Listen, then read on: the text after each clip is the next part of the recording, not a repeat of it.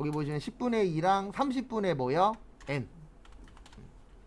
이건 회계에서만 쓰는 용어 중에 하나인데요. 이게 무슨 뜻이냐면 10일 안에 대금 결제하면 2% 할인해 줄게. 그 대신 30일 안에는 돈 줘. 30일 안에 대금 결제해. 네, 요 뜻이에요. 요거는 회계에서 쓰는 용어 중에 하나입니다. 그래서 10분의 2, 30분의 n 이렇게 나오면은 빨리 갚으면 열흘 안에 갚으면 2% 할인해 줄게. 그 대신 한 달 안에는 갚으셔야 됩니다. 라는 회계 용어예요. 거기 밑에다 써 있어요. 교재에도. 지금까지 2번 나왔어요.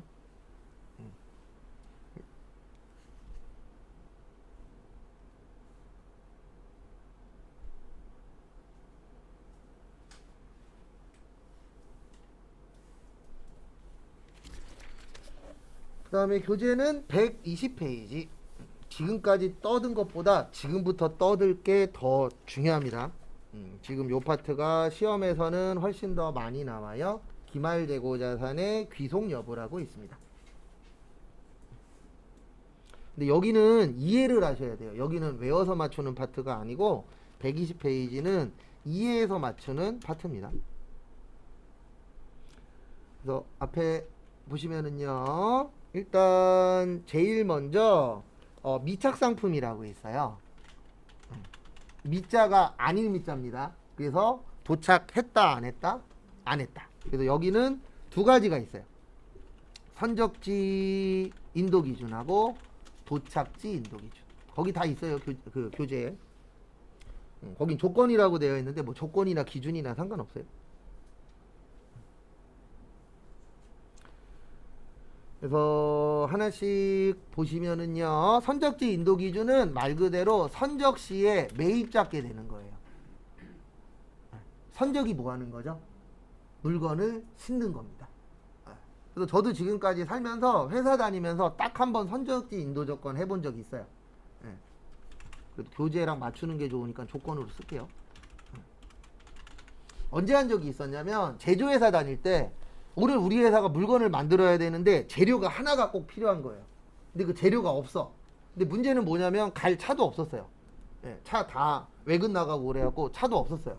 그래서 그 회사에 전화했더니 자기네들도 오늘은 못 갖다 준대요. 그래서 우리가 이렇게 얘기했죠. 그러면 퀵으로 싸달라고. 오늘 꼭 필요하니까.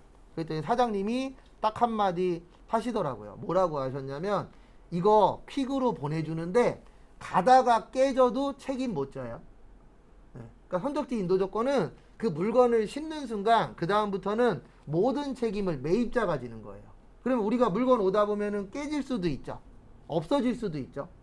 그런 책임을 매입자가 지는 걸 선적지 인도 조건이라고 하고요. 도착지 인도 조건은 말 그대로 도착 시에 매입자께 되는 겁니다. 그래서 우리가 일반적으로 물건 사면 이거예요. 우리 인터넷에서 물건 사잖아요. 그럼 물건 오고 있죠. 그럼 아직 내 거 아니잖아요. 도착해서 물건을 받으면 누구께 되는 거예요? 내 거 되는 거. 그거를 도착지 인도 조건. 근데 선적지 인도 조건은 선적하면. 그래서 이거는 주로 이제 언제 많이 쓰이냐면은요. 수입할 때. 만약에 배로 들어와. 그러면 배에다가 실어주면은 선적지 인도 조건은 그때부터 내 겁니다. 그럼 이럴 수 있잖아요. 배가 오다가 난파가 됐어. 그러면 그 물건은 매입자가 책임지는 거예요. 그래서 선적지 인도 조건 같은 경우에는 좀 단점이 뭐냐면 오다가 잘못될 수도 있다 없다? 있다. 그래도 우리는 일반적으로 도착지 인도 조건으로 물건을 삽니다. 써있진 않지만. 그래서 도착해서 물건 받으면 내 거야. 그게 도착지 인도 조건. 그 다음에 선적지 인도 조건은 물건 실으면 매입자께 되는 거예요.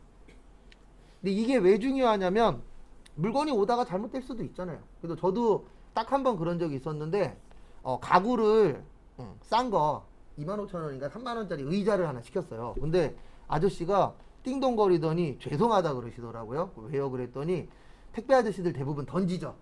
맞죠? 던지다가 부러진 거예요. 그리고 자기가 최대한 빨리 해갖고 갖다 주겠다. 원래는 조립해야 되는데 조립까지 해서 갖다 주셨어요. 미안하다고. 그래서 우리가 그렇게 받을 수 있는 이유는 도착지 인도 조건이기 때문에. 근데 만약에 선적지 인도 조건으로 샀어. 오다가 깨졌어. 그거 책임을 내가 지는 겁니다. 그래서 우리는 일반적으로 도착지라고 봐주시면 되세요. 그 그 다음에 위탁품이라고 있어요. 네, 위탁품 또는 이제 적송품이라고도 표현하는데, 요걸 다른 말로 적송품이라고도 해요. 그래서 이거는 꼭 두 명이 나옵니다. 위탁자가 있고 수탁자가 있어요. 그래서 위탁자는 누구냐면 부탁하는 사람.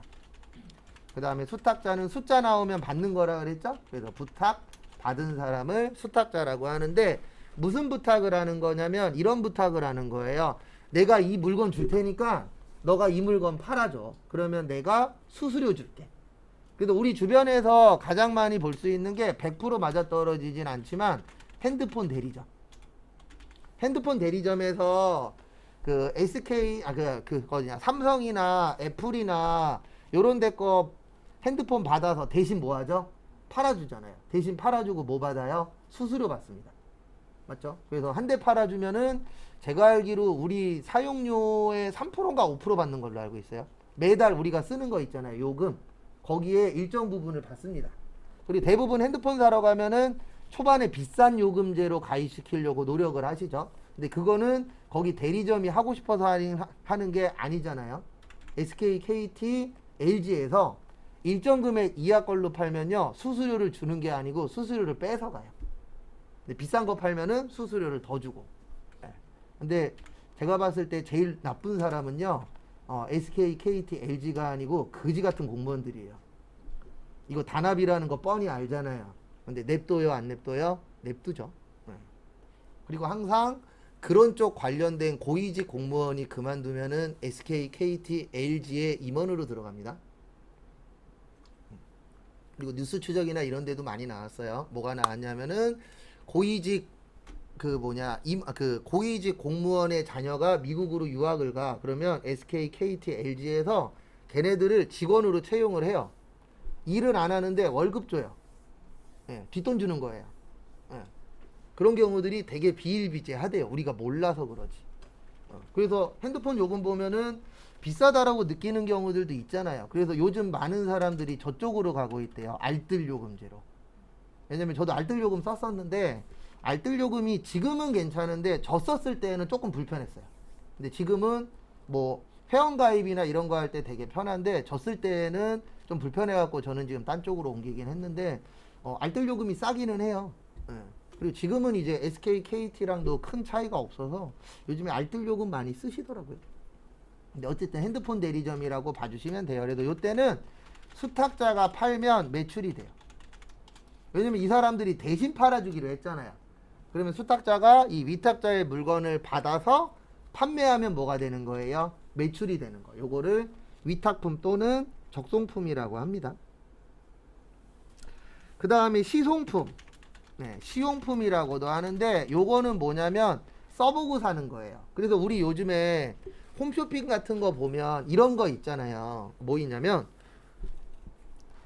본품 사시면 샘플을 보내주겠대. 그래서 샘플 써보고 샘플이 마음에 들면 그때 본품 뜨더라.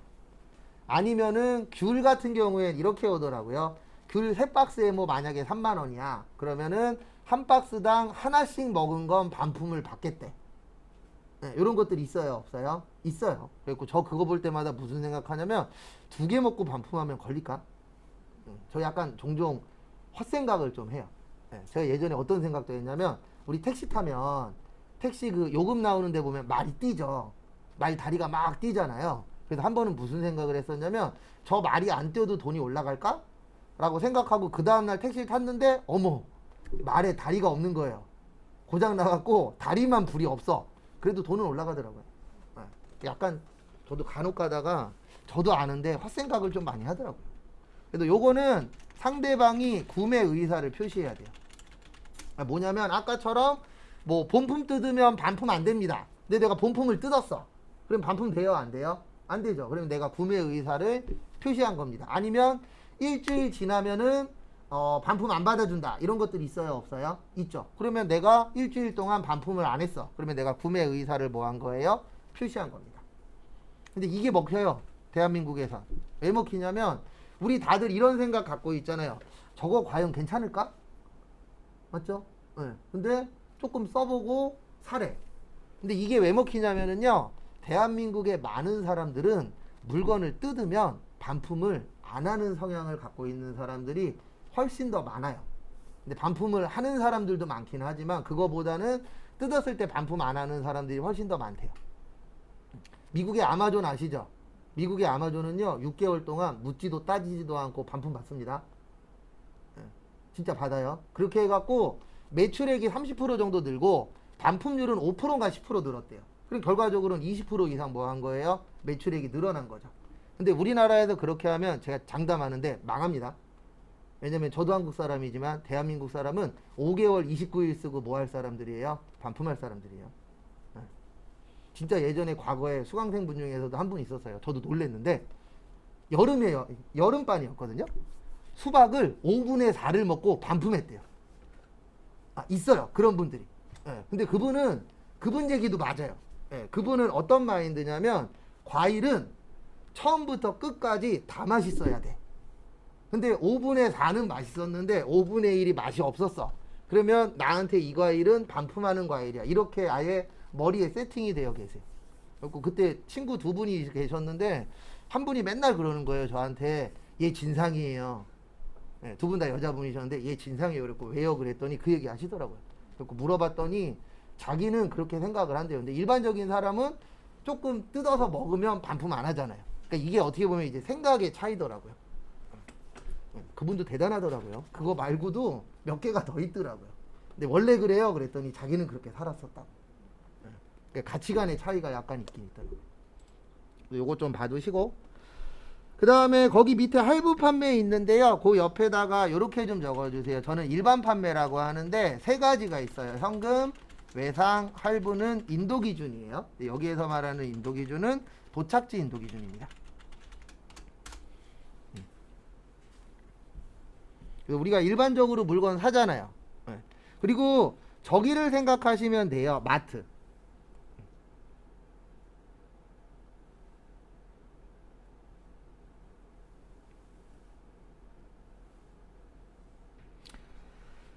그래서 설명을 좀 드리면 우리 마트 가서 저거 할 때 있잖아요. 물건 살 때 있잖아요.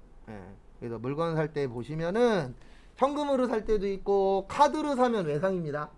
그 다음에 카드로 살 때 뭐 3개월 이런 식으로 할부할 수도 있잖아요. 참고로 할부는 몇 달 이상이면 할부죠? 몇 개월 이상? 2개월 이상이면 할부입니다. 일시불은 할부 아니에요. 그래서 2달 이상 할부할 수도 있잖아요. 그러면 우리가 마트 가갖고 카트 가서 캐셔분한테 드립니다. 그럼 캐셔분이 찍고 저한테 주죠. 그러면 난 인도 받았잖아요. 그때부터 그 물건은 누구 거예요? 내 거예요. 돈을 줬냐 안 줬냐는 그 이후 얘기입니다. 내가 그 물건을 받았으면 이제부터 이 물건은 누구 거다? 내 거가 되는 거잖아요. 그거를 일반적인 인도 기준이라고 해요. 근데 나한테 도착했으니까 무슨 지예요? 도착지예요. 그래서 도착지 인도 기준이라고 봐주시면 됩니다. 근데 이게 우리 회계할 때 왜 중요하냐면은요, 얘 때문에 그래요. 이거는 지금은 이해 못 하실 수도 있어요. 그냥 간략하게 설명드릴게요. 아까 제가 기초상품 플러스 순매입액 마이너스 기말상품 마이너스 타계정 대체라고 했는데 이게 왜 너 거냐 내 거냐가 왜 중요하냐면 얘 때문에 그래요. 우리가 물건이 오는데 12월 31일 기준으로 올 수도 있잖아요. 그러면 오는 중인데 이거를 내 거로 보느냐 남의 거로 보느냐에 따라서 원가가 달라져요. 그러면 이 원가가 달라지면 이익도 어떻게 되죠? 달라집니다. 그래서 회계에서 이 기말을 중요하게 보는 이유가 뭐냐면 이 기말에 얼마냐에 따라서 원가도 바뀌고 원가가 바뀌면 뭐도 바뀌어요? 이익도 바뀌어요. 그러면 회사 금액에 영향이 있어요? 없어요? 있잖아요. 그래서 회계에서는 이 12월 31일 날 누구 거냐 이걸 되게 중요하게 봅니다. 그래서 이런 규정들을 다 만들어 놓는 거예요. 무슨 얘기인지 못 알아들으셔도 지장은 없어요. 지금은 그게 키포인트는 아니니까 그냥 제가 한번 조금 더 설명을 드린 겁니다. 그 다음에 잠깐 쉬었다가 거기 121페이지 밑에 보시면 뭐 계속기록법, 실지재고조사법 쭉 나와 있죠. 그거 관련돼서 설명을 드릴 겁니다. 그래서 잠깐 쉬었다가 볼게요.